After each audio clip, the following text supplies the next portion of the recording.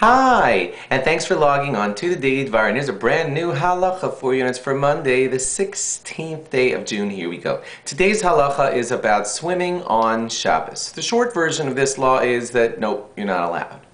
But you might want to know the reasons. Technically, when you jump into the water on Shabbos, there's not a whole lot of things that you're doing wrong, but the rabbis decreed that you could come to do some wrong things, and therefore they forbade it.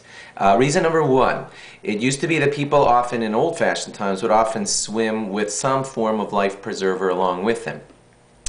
And they were made of reeds, and they always needed like little repairs and everything, and the rabbis felt that if they would let people swim on Shabbos, what would also tend to happen is that people would sometimes repair these little life preserver things that they were using, and therefore they said, better not swim at all, so you won't come to ever do those repairs. And I know some of you listening might think, okay, I don't use a life reed preserver, I swim really well, but see, once the rabbis make one of those decrees, they often make it low plug, which means no exceptions, and once they do it that way, it's instituted forever, so no swimming on Shabbos. The second reason is much more applicable to all of us, and that is, if you're wearing any clothing whatsoever, including a bathing suit, you still might have the problem of malbein. When the water goes all over your clothing or whatever it is that you're wearing, they inadvertently become washed just by having all the water go over them, and that too is not allowed on Shabbos, and therefore you can't swim on Shabbos. Thirdly, just stepping out of the water and doing any drying or whatever form of drying you might do